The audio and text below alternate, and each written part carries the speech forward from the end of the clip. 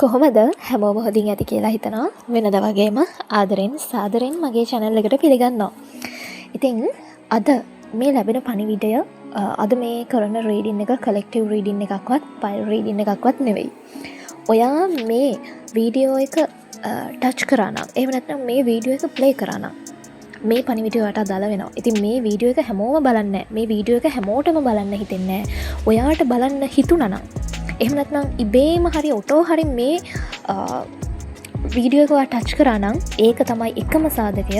ඔය අනිවාර්යෙන් මේ වීඩියෝ එක බලන්න ඕනි කියලා හිතුණා නම් එහෙම නැත්නම් ඉබේම හරි මේ වීඩියෝ එක වැරදිලා හරි ටච් වෙලා ප්ලේ වෙනවා නම් මේ අද දෙන පණිවිඩය ඔයාට ඔයාගේ ඒන්ජල් ගානින් ඒන්ජල් ගෙන් වෙන්න පුළුවන්. ඔයාගේ දේවදූතයන් හෝ ඔයාට පිහිට වෙන දෙවියන් විසින් ඔයාට ලබා දෙන පණිවිඩයක් තමයි මේක. එහෙනම් පොදුවේ කිව්වොත් ඔයාගේ යුනිවර්ස් එක ඔයාට දෙන මැසේජ් එකක් මේක. එහෙනම් අපි මැසේජ් එක මොකක්ද කියලා බලමු. ඊට කලින් කියනවා රීඩින් නවත්තලා තියෙන්නේ.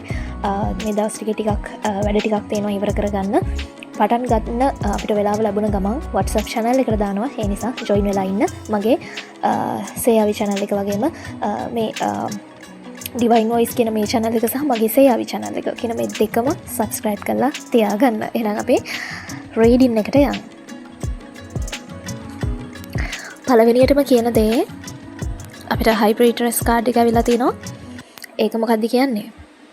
ඔයාගේ අභ්‍යන්තරය ඔයාට කතා කරනවා. යුනිවර්ස් එක ඔයාට මේ දවස්වල යුනිවර්ස් එක ඔයාට මොනවාම හරි දෙයක් කියන්න try කරනවා කියන කාරණේ පෙන්නනවා. හීනයක් කරහා ඒන්ජල් නම්බර් එකක් කරා වෙන්න පුළුවන් ඕනිම විදිහකට. අපිට මෙහෙමයි කියලා කියන්න බෑ. මොකද මේ යුනිවර්ස් එක කතා කරන විදි ගොඩාක් තියෙනවා. ඉතින් ඒ දේවල් අඳුර ගන්න ඔයා සිහියෙන් ඉන්න. මොකද යුනිවර්ස් එක ඔයාට මේ දවස්වල විශේෂ පණිවිඩයක් දෙන්න හදනවා. ඔයාගේ ජීවිතේ ලොකු වෙනසක් වෙන්න යනවා. කෙන දේවට කියනවා ලොකු වෙනසක් වෙයි. මොකක්ම හරි දෙයක් වෙන්න යනවා. මේක ගොඩක් හොඳ දෙයක්. මේක කල් තියා ඔයාට අඳුර ගන්න පුළුවන්. මේ යුනිවර්ස් එක ඔයාට දෙන්න හදන මැසේජ් එක මොකක්ද කියලා ඔයාට කල් තියා අඳුර ගන්න පුළුවන්. ඔයාට කියන්නේ සිහියෙන් ඉන්න. හැම දෙයක්ම ගැන සිහියෙන් හිටියොත් මේ යුනිවර්ස් එක ඔයත් එක්ක කමියුනිකේට් කරන්නේ කොහොමද කියන කාරණේ ඔයාට අඳුර ගන්න පුළුවන්. කියන කාරණේ පළවෙනි මැසේජ් එක විදියට ඔයාට කියනවා. ඒ වගේම තමයි දෙවෙනි මැසේජ් එක අපි බලමු. සමාජයේ මිනිස්සු පද හදනවා කියනවා. සමහර තැන්වලදී ඔයත් එක්ක හොඳට ඉන්න අය සමහර තැන්වලට ගිහින් ඔයා ගැන වැරදි විදියට කතා හදලා තියෙනවා. මේ දේවල් සමහර විට ඔයා දැනගනි ගැටලුවක් නෑ. හැබැයි ඔයාට කියන්නේ ඔයාගේ කිසිම දෙයක් විශ්වාස කරලා තව කෙනෙක්ට කියන්න යන්න එපා.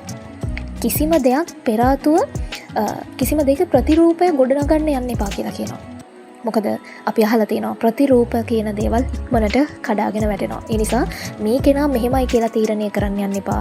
හැමෝම එක්ක මධ්‍යස්ථව ඉන්න. කිසිම කෙනෙක් ඕනට වඩා ලං කරගන්න එපා. කිසිම කෙනෙක් එක්ක ඕනට වඩා තරහක් තියාගන්න එපා. කිසිම වෙලාවක කිසිම කෙනෙක්ට වෛර කරන්න එපා. හැමෝම මධ්‍යස්ථව තියාගෙන ඉන්න.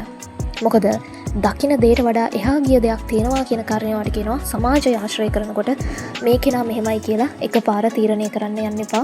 තමන්ගේ වටින කියන දේවල් බාර දෙන්න යන්න එපා. ඔයාගේ ප්ලෑන්ස් ඔයාගේ ඉස්සරහට ඔයාට තියෙන එක එක අරමුණු වෙන්න පුළුවන්. ඒ දේවල් කාත් එක්කවත් කියන්න යන්න එපා කියනවා. තුන්වෙනි පණිවිඩය ඔයා තනිකඩයි නම් විවාහයකට යන්න සූදානමින් ඉන්නවා නම් මේ පණිවිඩය ලැබෙන්නේ ඔයාලට.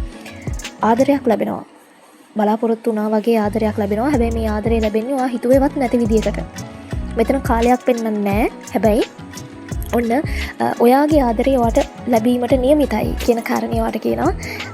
මේක පොඩි ළමයි එහෙම මේ මැසේජ් එක අදාළ කරගන්න එපා. ඔයාට අදාළ කරන මැසේජ් ටික මේ වීඩියෝ එකේ තියෙනවා. ඒ ටික විතරක් ගන්න. එතකොට හරි කියන්නේ තනිකඩව ඉන්න කෙනෙක් නම් විවාහයකට යන්න ඉන්න කෙනෙක් නම් ඩිවෝස් වෙලා හරි කමක් නැහැ. විවාහයක් ගැන හිතනවා නම් විවාහයකට යන්න ඉන්නවා නම් අදාළ සුදුසු වයසේ ඉන්නවා නම් ඔන්න පාර්ට්නර් කෙනෙක් ඔයාට එනවා.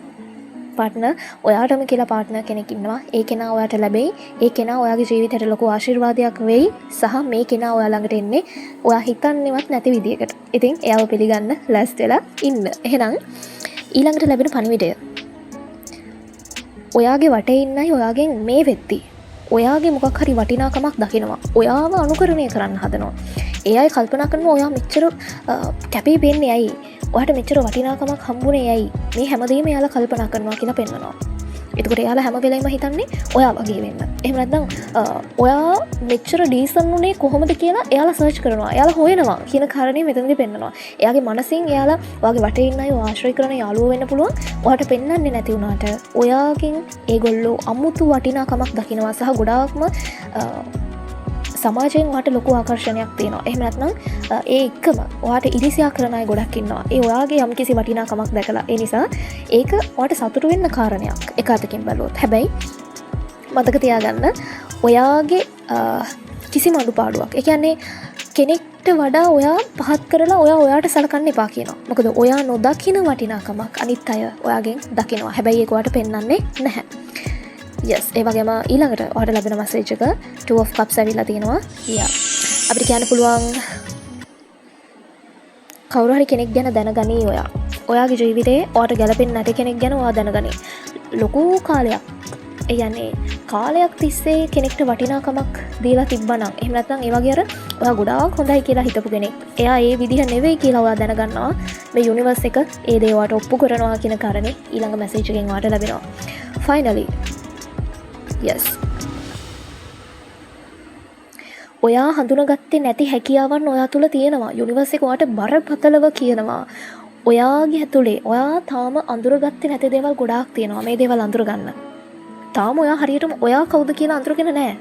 සමහර විට ඔයාව පහත් කරනවා ඇති සමහර තැන්වලදී. නෙගටිව් දේවල් හිතනවා ඇති. අනවශ්‍ය විදිහට බය වෙනවා ඇති. Tamanට දෙයක් කරගන්න බෑ කියලා හිතනවා ඇති. ඒ ගතිය අයින් කරගන්න. ඔයා තුල වටිනාකමක් තියෙනවා. තමන් ගැන හොයන්න. තමන්ට කරන්න පුළුවන් දේවල් මොනවාද?